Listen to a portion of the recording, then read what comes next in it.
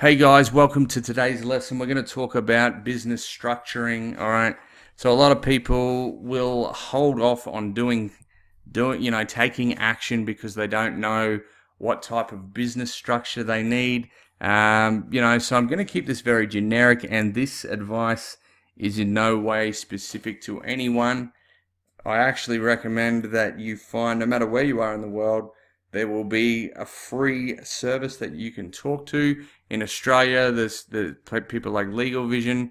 In America, there's a version of that, and they'll give you a free consult on what works for you. But that's the key, is finding something that suits where you are right now. With that in mind,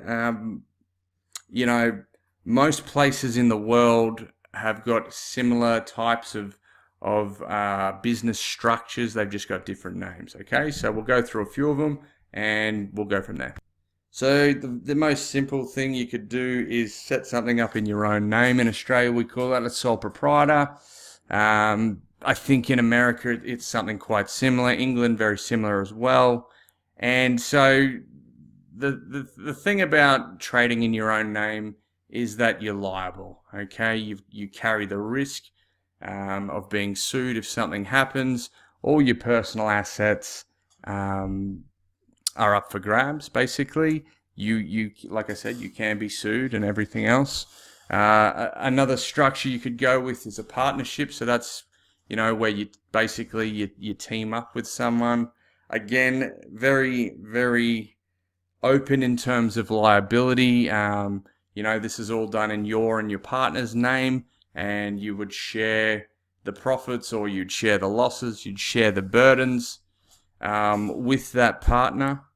Again, very similar to the sole proprietorship. And you are open to risk. So the key would be getting a free consult with a legal representative. There's plenty of them around. And having a chat to them about your personal situation. Okay, me personally, here in Australia, I set up a company limited by shares, and the value of that company I always just leave as two $1 shares. So basically, when anyone would go for the assets, or the person responsible for any liabilities would be that company, because a company is its own legal entity. It's essentially a person like you and me. It has rights. It can be sued and everything else. So a company and I run the business through a trust. Now in America, it's very different. You've got your S Corp, you've got your C Corp, and you've got there's a lot more things to it over there actually. So the key would be speaking to someone who is in that field.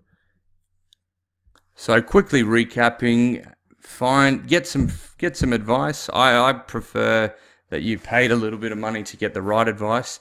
You do this through an accountant or a business lawyer. Okay, you speak to them about your personal situation and you figure out something that works for you. Okay, you've got your three basic options of trading in your own name, setting up a partnership, or creating a new entity, a company. As we've briefly mentioned, if you want something to happen for no cost, you'd go the sole trader. If you're thinking of doing something with someone that you trust and you like, you would look at a partnership. And these are things where income is going to be, you're going to be taxed in your own name. Okay. Now, to protect yourself and to limit the risk and the exposure, you would create a company. Now, in Australia, it's limited by shares. In America, they have S Corps, C corporations. S Corp is for your more basic stuff. But again, you would get that advice from someone who's qualified in that field. Okay, and then you get something up and running. So I think it's pretty clear that there's pros and cons to all of it, and it's the only solution that's going to be right is one that's specific for you. Okay, so with that in mind, guys, we're going to move on to the next lesson, and I'll see you soon, my friends. Keep your hair on point.